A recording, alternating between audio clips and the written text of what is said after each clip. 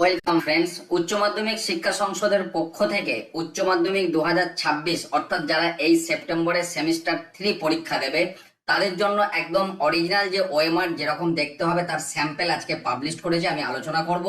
এখানে যেমন 1 নম্বর পয়েন্টে রেজিস্ট্রেশন নম্বর লিখতে হবে, যেমন তোমরা সেমিস্টারে 1-এ বিদ্যালয়ে পরীক্ষা দিয়েছিলে, রেজিস্ট্রেশন নম্বরটা এখানে লিখতে হবে।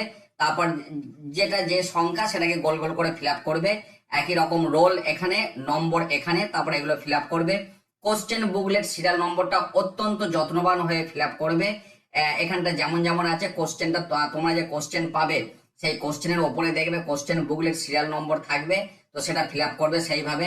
তারপর এখানে সাবজেক্টে যেটা নাম সেই নামটা রানিং হ্যান্ডরাইটিং এ যেমন ভাবে পুরো সাবজেক্টের নামটা লিখতে হয় সেইভাবে লিখবে। তারপর এখানে ক্যান্ডিডেটের ফুল সিগনেচার করতে হবে।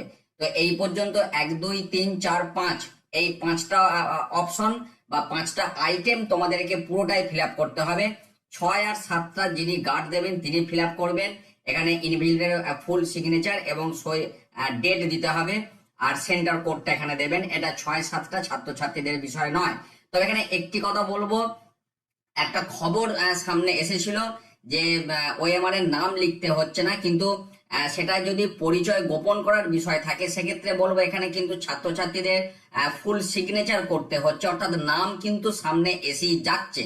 তবে হ্যাঁ, নামটা এখানে ফিল আপ করতে হবে না বলে ওএমআর ফিল আপ করার সময় কিছুটা বাঁচবে, এটা নিশ্চিতভাবেই বলা যায়।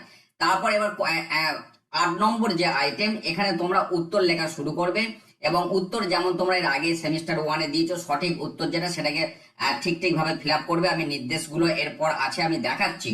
এবারে বিভিন্ন সাবজেক্টের ক্ষেত্রে যত নম্বর পর্যন্ত প্রশ্ন থাকবে তত নম্বর পর্যন্তই তোমরা অ্যান্সার করবে, বাকিগুলো ফাঁকা রেখে দেবে।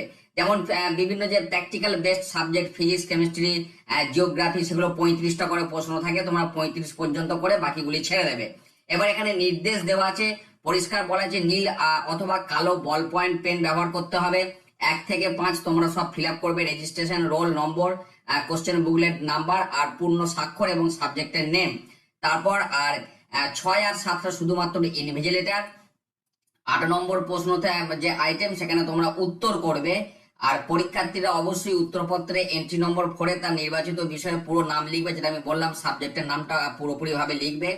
আর যখন ওএমআর এর গোলগুলো ফিল আপ করবে একদম সম্পূর্ণ গাঢ় ভাবে ফিল আপ করবে। এখানে সঠিক কিভাবে ফিল আপ পদ্ধতি সেটা দেখানো হয়েছে, কোন পদ্ধতিগুলো ভুল সেটাও এখানে দেখা হয়েছে।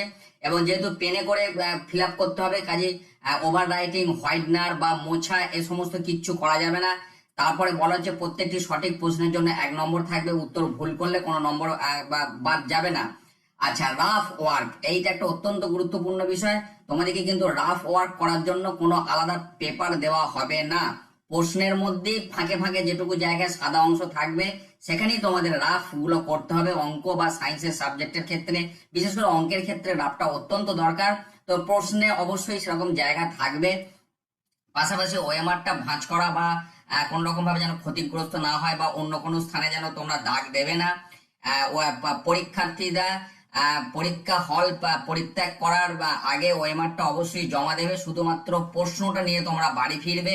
এরপরে যেটা বলা হচ্ছে যে ঠিক ভাবে তোমরা ফিল আপ করবে সেটাই বলা হচ্ছে, এবং প্রশ্ন নম্বর 1 থেকে শুরু করে যতগুলি প্রশ্ন আছে তত পর্যন্ত উত্তর করবে, বাকিগুলো ফাঁকা রেখে দেবে এবং সমস্ত নিয়ম ঠিকঠাক ভাবে মানবে।